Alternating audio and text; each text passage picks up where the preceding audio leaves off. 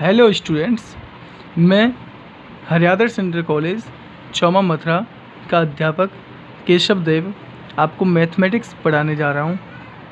Class 12th mathematics की आज exercise 1.3 का हम क्वेश्चन नंबर 12 करेंगे। मैंने आपके क्वेश्चन नंबर 11 तक क्वेश्चंस करवा दिए हैं। देखिए क्वेश्चन नंबर 12 क्या कह रहा है। अब हम आगे की ओर चलते हैं।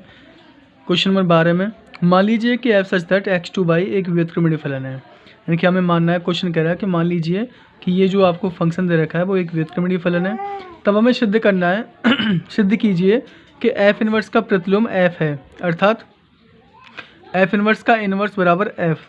यानी कि अगर हम एफ का प्रतिलोम करें एफ इनवर्स, फिर उसका अगर प्रतिलोम किया जाए तो उसका जो आंसर आएगा वो एफ आएगा। ये हमें सिद्ध करके देना है। तो देखिए किस तरीके से हम सिद्ध करते हैं। हमें यहाँ पे क्या दे रखा है कि जो एफ सच दैट x2y एक व्युत्क्रमणीय फलन है। अच्छा मुझे बताओ कि व्युत्क्रमणीय फलन क्या होता है। भाई व्युत्क्रमणीय फलन एक है कि और आच्छादक होगा, तभी तो हम किसी फंक्शन को व्युत्क्रमणीय फलन कह सकते हैं। इसका मतलब ये एक है कि आच्छादक है। और चूँकि हम जानते हैं कि कोई भी फंक्शन अगर एक है कि आच्छादक होगा तो उसका प्रतिलोम भी एक है कि आच्छादक होता है। यानी कि अगर कोई फंक्शन एक है कि आच्छादक है तो उसका प्रतिलोम भी एक है कि आच्छादक होगा। यानी कि चाहे जितने भी हम उसका प्रतिलोम करते जाएं वो भी हमारे एक है कि आच्छादक होता जाता है। तो देखिए सबसे पहले हमें जो फंक्शन दे रखा है वो एफ सच दैट x2y है। यहाँ से मुझे x2y एक है कि आच्छादक है दे रखा है, एक है कि आच्छादक है। बहुत ही सिंपल क्वेश्चन है आपके लिए। अच्छा मुझे बताओ, जब कोई फंक्शन एक है कि आच्छादक है तो क्या उसका इन्वर्स, तो इसका प्रतिलोम एक है कि आच्छादक नहीं होगा? बिल्कुल होगा ना। तब इसका इन्वर्स भी तो एक है कि आच्छादक होगा। तब हम एफ इन्वर्स, अब x2y है तो y2x हो जाएगा, उल्टा y2x भी एक है कि आच्छादक होगा, एक है कि आच्छादक होगा।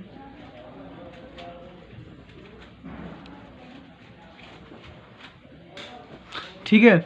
अब हमें लेकिन हमें सिद्ध क्या करना है कि f का एफ इनवर्स तो कर दिया हमने। अब हमें सिद्ध करना है कि अगर हम एफ इनवर्स का इनवर्स भी करें तो लास्ट में f वाला ही टर्म निकलेगा हमारे लिए। तो क्या ये सत्य है? क्या ये सिद्ध हो सकता है? देख लीजिए। यानी कि हम अगर अब इनका इन्वर्स करते हैं, मैं अगर इसका इन्वर्स करूं, एफ इनवर्स का इन्वर्स सच दैट, अब ये y2x है तो इन्वर्स करने पर x2y हो जाएगा।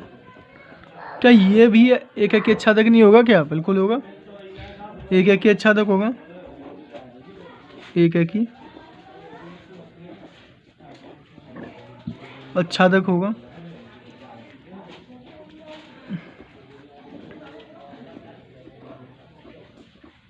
ठीक है। इससे हमें क्या पता चला है? इससे हमें पता चला है कि जब हमने f का एफ इनवर्स निकाला और एफ इनवर्स का इनवर्स निकाल दिया तो हमें f निकल के आया। ज़रा आप देख लीजिए, f वाला टर्म x2y और एफ इनवर्स का इनवर्स वाला भी x2y। देखिए इसका मतलब क्या है, हमारा वही f निकल के आ गया। इसे हम यहाँ से भी इक्वल f कह सकते हैं, क्योंकि जैसे हम f लेके चले थे वो हमारा f निकल के आया। या इसे और किस तरीके से हम कर सकते हैं कि हमारे पास आ गया, अगर हम एफ इनवर्स का इनवर्स करें तो हमारे पास एफ एक्स आ जाता है। यानी कि एफ इनवर्स की इनवर्स का इक्वल एफ। यानी कि ये चीज़ मैंने यही बताया कि एफ का मैंने एफ इनवर्स किया, एफ इनवर्स का इनवर्स करने पर मेरे पास एफ वाला ही टर्म आ गया है, देख लीजिए। तो इसका मतलब हमारा सिद्ध हो चुका है। यहाँ से हमने क्वेश्चन नंबर 12 कर लिया। यही कह रहा था कि मान लीजिए कि व्युत्क्रमणीय फलन है तो सिद्ध करना है कि एफ इनवर्स के इनवर्स बराबर एफ होगा। तो हमने एफ इनवर्स के इनवर्स बराबर एफ सिद्ध कर दिया। अब हम क्वेश्चन नंबर 13 की ओर चलेंगे। अब मैं क्वेश्चन नंबर 13 करवाने जा रहा हूँ। देखिए अब क्वेश्चन नंबर 13 क्या कहता है। क्वेश्चन नंबर 13 कह रहा है कि यदि F such that R to R, यानी कि रियल नंबर से रियल नंबर दे रखा है, एफ एक्स इक्वल 3 - x³ की का होल पावर 1/3 द्वारा प्रदत्त है तो f x बराबर है। यानी कि हमें यहाँ से f x ज्ञात करना है। अब इन चारों ऑप्शंस में से कौन सा सही है ये हमें बताना है। x की पावर 1/3, x की पावर 3, x या 3 - x³, यानी कि इनमें से कौन सा ऑप्शन सही आएगा ये हमें सॉल्व करेंगे। देखिए फंक्शन क्या दे रखा है आपको, फंक्शन दे रखा है हमें F x equal 3 minus x Q की पावर 3 1/3 और यहाँ से हमें फॉफ एक्स याद करना है। क्या याद करना है? फॉफ एक्स निकालना है। तो मैं फॉफ एक्स को सॉल्व करूँगा यहाँ से। फॉफ एक्स कैसे सॉल्व होता है? ओ हटेगा यहाँ से, ओ कैसे हटाएंगे? तो एफ ओ की जगह लगा देंगे हम कोष्टक एफ ऑफ एफ एक्स, ऐसे कह सकते हैं हम इसे, क्योंकि ओ की जगह मैंने कोष्टक यूज कर लिया यहाँ से। अब एफ एक्स, अब मैं क्या करूँगा कि मुझे एफ एक्स की वैल्यू क्या दे रखी है? ये दे रखी है, तो एफ एक्स की जगह इस पूरी की वैल्यू की यूज करूँगा। तो यहाँ से एफ तो ऐसे ही रहेगा मेरा, और एफ एक्स की जगह क्या आ जाएगा? ये पूरी वैल्यू आ जाएगी 3 माइनस एक्स की पावर 3 की पावर 1/3। इस तरीके से आ गई। यानी कि मैंने क्या कर दिया है, एफ तो ऐसे ही रखा, एफ एक्स की वैल्यू क्या दे रखी थी? एफ एक्स की वैल्यू दे रखी थी 3 माइनस एक्स की पावर 3 की होल पावर 1/3, ये दे रखी थी। तो यही सारी वैल्यू उठा के मैंने यहाँ पे रख दिया।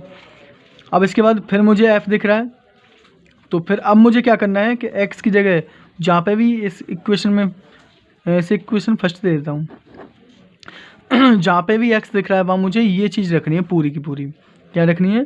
जहाँ पे भी एक्स दिख रहा है 3 माइनस एक्स की पावर 1/3 रखनी है यहाँ पे। तो रख देते 3 माइनस एक्स की जगह क्या यूज करना है? एक्स की जगह ये रखनी है मुझे। एक्स की जगह रख रहा हूँ मैं 3 माइनस एक्स क्यू की होल पावर 1/3, और इसकी पावर कितनी दे रखी है आपको? 3, और टोटल की पावर कितनी है आपकी? 1/3। देखिए आप कन्फ्यूजन मत हो, कुछ ज़्यादा नहीं है, मैं आपको बताने जा रहा हूँ, उसे समझो। पहले यहाँ पे मुझे एफ एक्स दे रखा था, तो पूरी वैल्यू उठा के मैंने यहाँ रख दिया। अब मुझे फिर बाहर फंक्शन बन रहा है, इसका मतलब क्या, ये एक्स की जगह पे आया है, तो जहाँ पे भी फंक्शन में एक्स है वहाँ पे मुझे क्या रखना है? ये पूरी वैल्यू रखनी है। तो 3 तो ऐसे ही आ गया, माइनस ऐसे ही लगा दिया। एक्स कहाँ है? यहाँ पे एक्स की जगह मैंने 3 माइनस एक्स की पावर 1/3 रख दी, और पावर 3 ऊपर लगा दी, और होल पावर कितनी दे रखी है? 1/3, वो यूज कर ली। यहाँ से क्या होगा? 3 से 3 कैंसिल हो जाएगा, ठीक है। तो 3 माइनस, अब ये क्या बचा यहाँ से? 3 माइनस एक्स क्यू बचा की होल पावर 3, क्योंकि 3 से 3 खत्म हो गया था। अब मैं कोष्टक को खोल दूँ, यहाँ से कोष्टक खोलेंगे हम, तो क्या मिलेगा मुझे? 3 माइनस 3, इस माइनस से ये माइनस क्या बन गया? प्लस बन गया, एक्स की पावर 3, सॉरी की पावर होल पावर 1/3 थी ना, की पावर 1/3। यहाँ से 3 से 3 कैंसिल हो गया, तो एक्स की पावर 3 की पावर कितना बचा? 1/3। 3 से फिर 3 कैंसिल हो गया, पावर क्या बचता है? एक्स। यहाँ से आपका ऑप्शन नंबर कौन सा सही है? एक्स निकला आंसर। तो ऑप्शन नंबर आपका जाता है C. Option number C right answer. यही ऑप्शन नंबर सही है हमारा। दोबारा से समझा देता हूँ मैं आपको, कुछ ज़्यादा कठिन नहीं है, समझने की कोशिश करें। एफ एक्स इक्वल टू इधर रखा है, मुझे फॉफ एक्स याद करना था। देखिए फॉफ एक्स कैसे निकालते हैं, ओ हटा के आपने कोष्टक यूज कर लिया, ठीक है, ओ हटा के कोष्टक, तो एफ एक्स, अब यहाँ पे आपको एफ एक्स दिखाई दे रहा है, तो एफ एक्स की जगह 3 माइनस एक्स की पावर 1/3 टोटल यूज कर लेनी है, तो आपने ये रख लिया। अब दोबारा से यहाँ पे आया है, एफ दिख रहा है बाहर, तो यहाँ पे भी एक्स दिख रहा है, वाई ये रखना है आपको, तो 3 माइनस एक्स की जगह आप रख देंगे 3 माइनस एक्स की पावर 1/3। 3 से 3 कैंसिल हो जाएगा, क्या बचा? 3 माइनस एक्स क्यू की पावर 1/3। कोष्टक खोलेंगे तो 3 से 3 खत्म हो जाएगा, एक्स की पावर 1/3 और 3 से 3 खत्म, एक्स बचा। इसका मतलब ये आपका सी ऑप्शन सही है। इस तरीके से हमने क्वेश्चन नंबर 13 कर लिया। अब क्वेश्चन नंबर 14 की ओर बढ़ते हैं। अब मैं क्वेश्चन नंबर 14 की बात करूँगा। देखिए क्वेश्चन नंबर 14 क्या है कि मान लीजिए कि F x is equal to 4x/3x+4 द्वारा परिभाषित एक फंक्शन दे रखा है आपको, F such that R minus, यानी कि रियल नंबर तो है पहला वाला, लेकिन उसमें से -4/3 घटा दिया है, मैं हटा देना, टू रियल नंबर, यानी कि ये प्रांत और ये सह प्रांत में क्या क्या रहेंगे आपके? सभी रियल नंबर आएंगे केवल -4/3 को छोड़कर। एफ का प्रतिलोम अर्थात प्रतिचित्र जी सच दैट परिसर, अब ये परिसर दे रखा है एफ सच दैट F2R -4/3 निम्नलिखित में से किसके द्वारा प्राप्त होगा, यानी कि हमें इसका ये बताना है इसका परिसर इनमें से कौन सा सही है। बहुत ही सिंपल क्वेश्चन है, आपको ज़्यादा लैंग्वेज की ओर ध्यान नहीं देना है, केवल आपको फंक्शन लेना है। F x equal 4x upon 3x plus 4। ठीक है, देखिए ये जब fx आता है तो इसे हम y मान के चलते हैं। क्या मान के चलते हैं? y लेके चलते हैं। तो fx को जब मैं y ले रहा हूँ तो y equal 4x upon 3x plus 4। और इन ऑप्शनों में सभी में gy gy gy gy, इसका मतलब क्या है? x की वैल्यू निकाली गई है। जब मैं fx में y मान रहा हूँ तो y x की वैल्यू को क्या मान रहा है? वो gy मान रहा है। ठीक है, तो यहाँ से आपको x की वैल्यू निकाल के देनी है इसे। तो जब आप क्रॉस मल्टीप्लिकेशन करेंगे तो इसका मल्टीप्लाई इसमें हो जाएगा, तो y इंटू 3x प्लस 4 इस तरीके से इक्वल, यहाँ से क्या मिला? 4x। यहाँ से मुझे x की वैल्यू निकाल के देनी है। देखिए अब y का मल्टीप्लाई 3x में करेंगे सबसे पहले, तो क्या बन जाएगा? 3xy मिलेगा मुझे और प्लस 4y इक्वल 4x। यहाँ से x वाला टर्म इसके साथ रख दूंगा और बाद बाकी के उधर तरफ पहुँचा दूंगा। तो यहाँ से 3xy minus 4x equal minus का 4y। ठीक है, यहाँ से कितना कॉमन आ जाएगा? x कॉमन ले लेंगे, इन दोनों में x कॉमन आ गया तो क्या बचा? 3y माइनस 4 इक्वल माइनस का 4y। तो x की वैल्यू क्या मिली आपको? x इक्वल मिला minus 4y upon 3y minus 4, 3y minus 4।